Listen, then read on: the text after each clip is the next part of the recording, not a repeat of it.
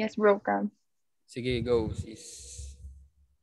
Ayan. So, um, mas confident po sa mag-discuss sa English kasi bako-bako yung Tagalog ko, sana maintindihan nyo.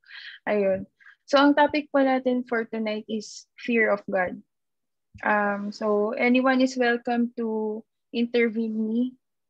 Okay? Anytime, just raise your hand or unmute. Okay? So, so fear of God. According to Proverbs 1, chapter 1, verses 7, it says that the fear of the Lord is the beginning of our knowledge, but fools will always despise wisdom and instruction. So, according to this verse, ano po ba yung iniisip natin na fear na dinidiscuss dyan? Actually, it's not about horror, despair, or fright alone. It's more about the respect to God, okay? That true knowledge cannot really exist without a reverent fear of God. And it should be a priority in our lives. But ang sabi din po is, it shouldn't be a priority yung knowledge alone, but instead, the Lord will remain as our priority. For we will fear Him when we obtain knowledge and enjoy wise instruction. And now, my discussion will include Bible stories. First, ito po yung nakita ko talaga na nung sinearch ko about fear of God, ang lumabas is Genesis 20. So, this is about Abraham and Sarah who moved from Egypt to, I forgot the other, yes, between Kadesh and Shur, and then they moved here to Gerar. So here they met the king of Gerar, which is King Abimelech. So when introduced, ang pinakilala ni Abraham, si Sarah is his sister. Well, in fact, wife niya yun. Okay? So ngayon, King Abimelech asked for Sarah. So kinuha siya. Ngayon, that night, God visited Abimelech, telling him, "You are good as dead because of the woman you have taken. She is a married woman." So si Abimelech, syempre na-shock siya kasi ang sinabi sa kanya na ni Abraham is Sarah was his sister. So he also asked the Lord, "Will you destroy an innocent nation?" "I have done this with a clear conscience and clean hands," sabi niya kay God. And of course, God answered, "Yes, I know you did this with a clear conscience. So I have kept you from sinning against me. That's why I did not let you touch her." So ang instruction ni God is, return the man's wife, for he is a prophet, Abraham is a prophet, and he will pray for you and you will live. But if you do not return her, you may be sure that you and all who belong to you will die. So of course, kung tayo binantaan ni Lord ng ganyan, di ba, we will feel scared. So early the next morning, Abimelech summoned all his officials and told him about his dream with God. He told them all that happened and they were very much afraid. So anong ginawa ni King Abimelech? He asked for Abraham. "What have you done to us? How have I wronged you that you have brought such guilt upon me and my kingdom? You have done things to me that should never be done. What was the reason for doing this?" And of course, Abraham answered, "I said to myself, there is surely no fear of God in this place, and they will kill me because of my wife. Besides, she's really my sister, the daughter of my father, though of not my mother, and she became my wife." Yan. So, in-instruct niya rin kasi si Sarah na sasabihin na kung saan man sila pumunta is, ang ipapakilala niya is magkapatid sila. So, what did King Abimelech do? So, ano po yun? So, King Abimelech,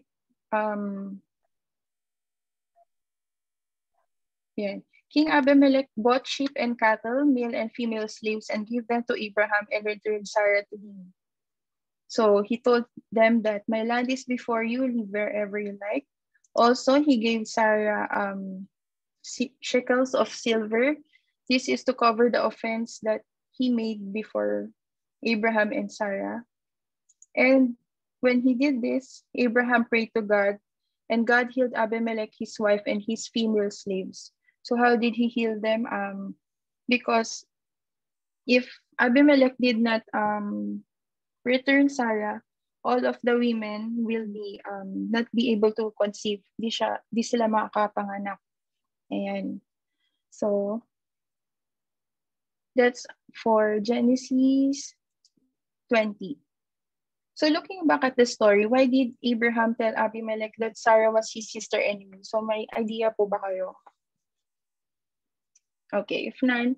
So Abraham and Sarah were set out by God from their homes. Remember that? So in Egypt, kasi si Abraham, sinabihan niya si Sarah na mag-introduce as his brother. Bakit? Kasi maganda kasi si Sarah. So, pwede siyang patayin para makuha.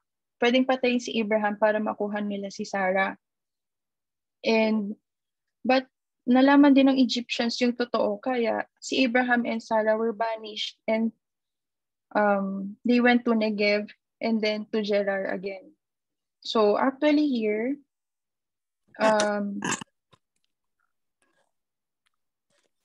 nasa yung notes ko. Actually dito, ang nagkamali is si Abraham because he lied to God again the second time around. So it was Abraham who was the one who showed that he didn't fear God.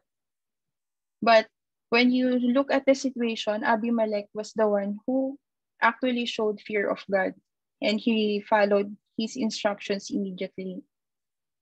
Yeah, so Abimelech was saved from sin.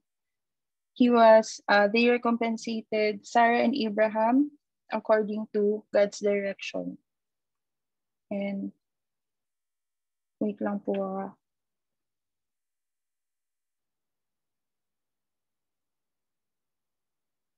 Yeah. Comparing it to the next one, this is Genesis 22. It's about Abraham again. So here, God tested Abraham. He asked Abraham to take his son to the region of Moriah and sacrifice him as, and offer him as a burnt offering on the mountain God will show him. So what did Abraham do? He gathered his 2 servants and a donkey, and they went to the region of Moriah. So on the 3rd day, they actually reached this mountain. And here, nabigyan ng time si Abraham na mag-isip kung, alam niyo yun, kung isasakripisyo niya talaga yung anak niya. So there, they brought the wood for the burnt offering and placed it on his son Isaac. So upon reaching the foot of the mountain, Abraham told his servants to stay there and with the donkeys. So Isaac and he will just go up to the mountain and worship. Okay. So as they reached the place God had told him about, on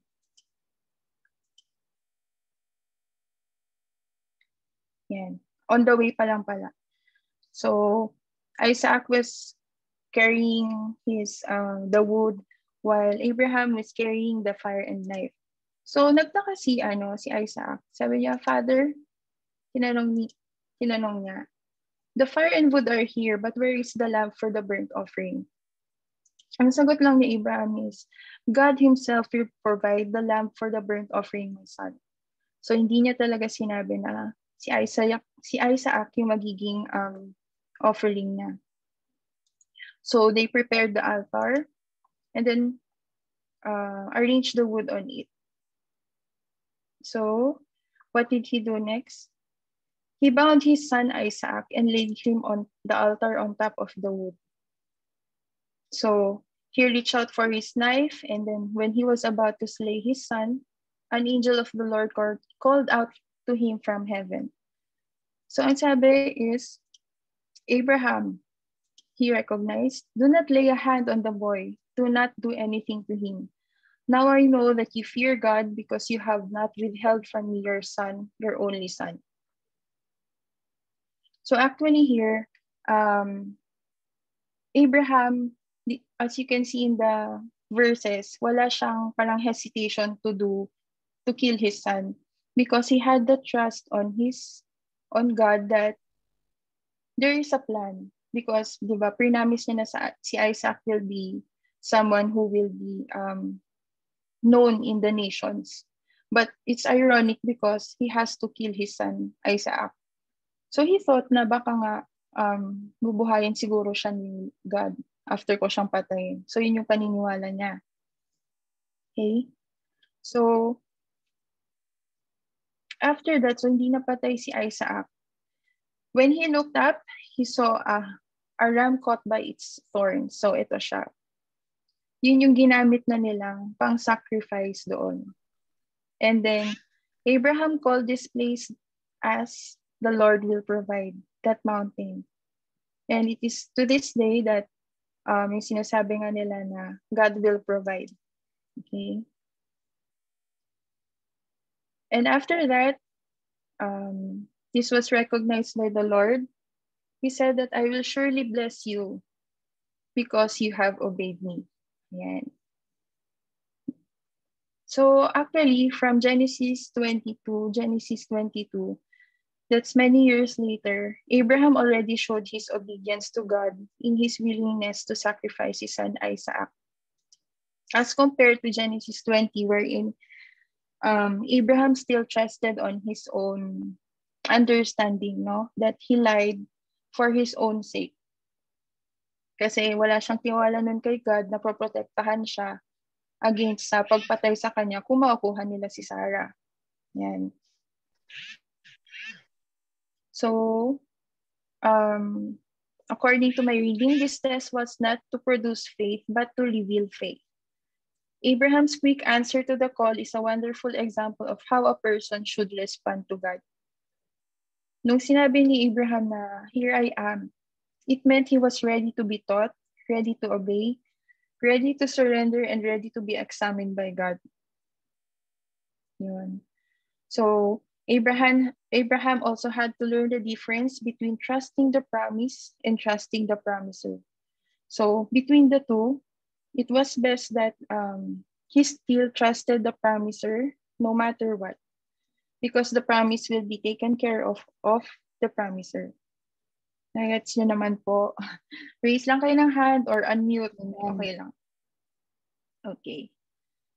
So, yun nga po. At this time, Abraham also didn't know how God would provide that time. He still trusted in the ability of God to raise Isaac from the dead, as I've said a while ago. But he wouldn't stop trusting just because he didn't know how God would fulfill his promise. Yan. Okay, so next story ulit. This is Exodus chapter 19, verse 16 to 19. So here actually, this is naman kay Moses and God. So on the morning of the third day, there was thunder and lightning with a thick cloud over the mountain and a very loud trumpet blast. So lahat ng tao na nasa kampo natakot. Then Moses led the people out of the camp to meet with God, and they stood at the foot of the mountain. Ano kaya tong scene na to? Kung familiar kayo? Any idea? Wala. Okay. This is when God gave the 10 commandments. So that's on Exodus 20. So this is actually addressing what is the tension that we should feel between intimacy with our God and awe before Him as the creator of the universe. So ito yung provide niyang rules for us to follow. Okay, just a quick review of the 10 commandments. I will not go deeper. The first one is, you shall have no other gods before me. Okay. The second one is, you shall not make yourself an image in the form of anything in heaven above or on the earth beneath or in the waters below. Ito yung mga idolatry na natin. Next, the third is you shall not misuse the name of the Lord your God. The fourth one, you should remember the Sabbath day by keeping it holy. We are reminded to work 6 days a week, do everything by then, but on the seventh day, we should always offer that day to our God. Next, the fifth commandment is honor your father and your mother. The sixth one is you shall not murder. The next one is you shall not commit adultery. The eighth is you shall not steal. The ninth is you shall not give false testimony against your neighbor.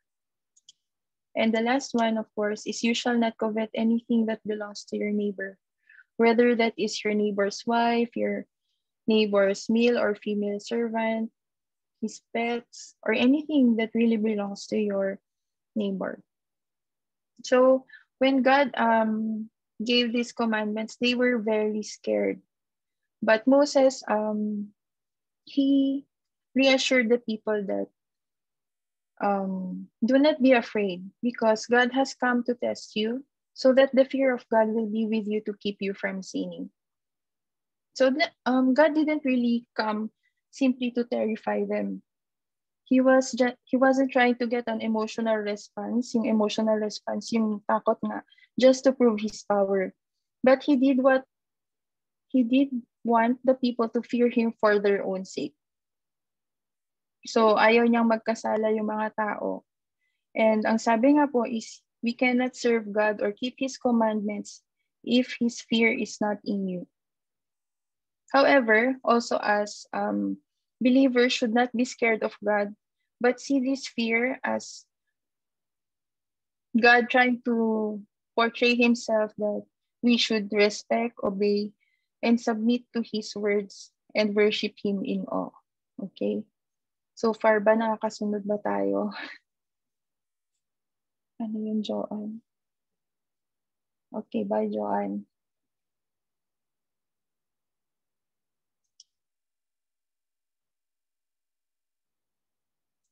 So the next one, punta na tayo dun kay Jesus naman na he's already teaching about the fear of God.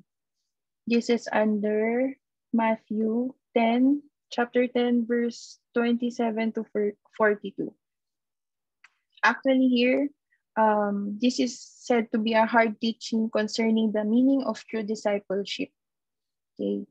Jesus already gives here the tremendous encouragement that the Father knows every hair on our heads, and thus we should know that we can trust him to do what is best for us in our life, in all circumstances. Yan. This is actually the verses. So in this verse, we should not be ashamed to proclaim what we have learned. Okay? Kung meron man na ituro sa atin or narinig about the Bible, we should not be ashamed to share it. Also, sabi dito, do not be afraid of those who kill the body but cannot kill the soul. Rather be afraid of the one who can destroy both the soul and body in hell. So sino to? Of course, that's God. Jesus teaches us not to fear man, but to fear God alone. Okay. Whoever acknowledges me before others, I will also acknowledge before my Father in heaven. But whoever disowns me before others, I will disown before my Father in heaven. So sabi nga po na Jesus teaches us that if we will own him in this life, he will also own us in the next. Okay. In this verse, whoever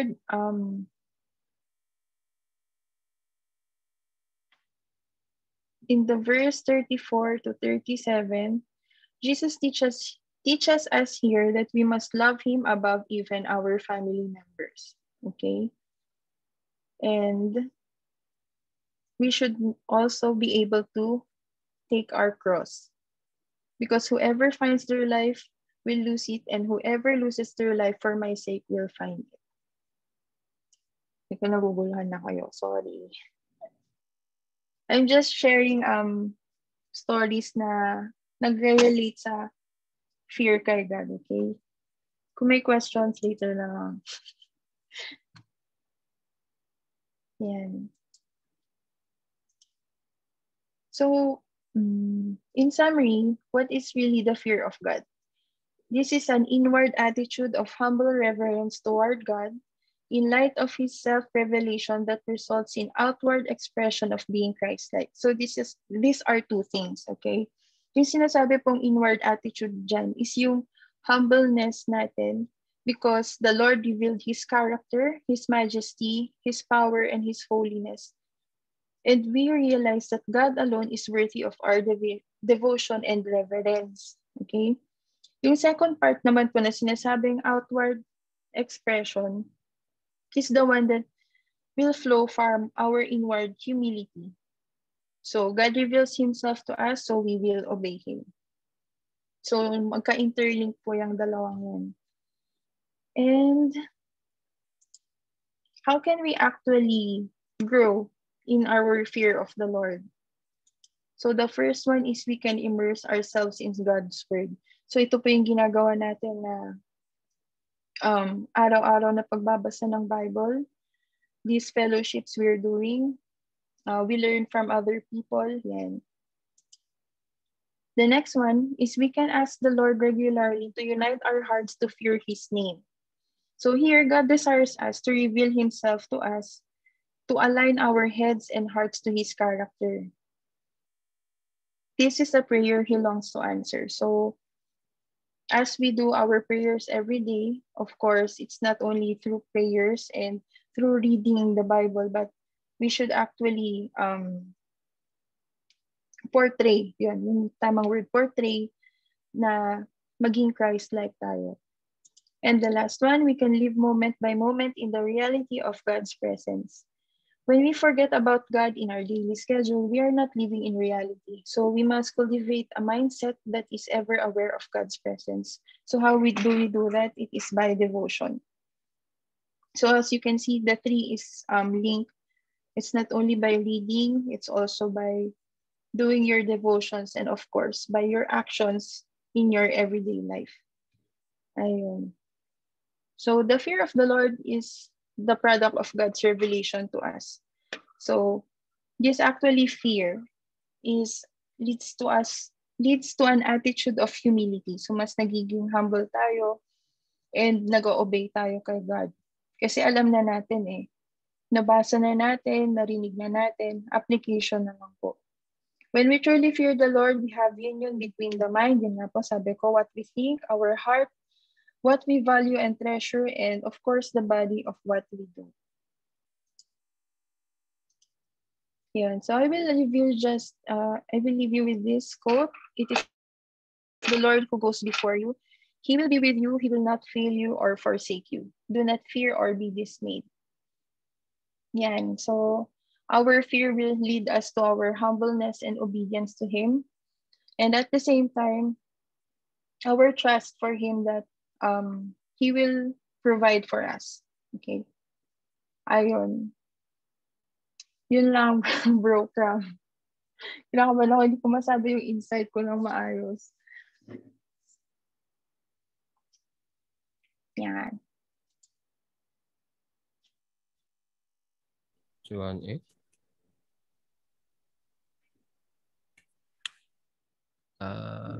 Thank you, sis. Stop ko lang.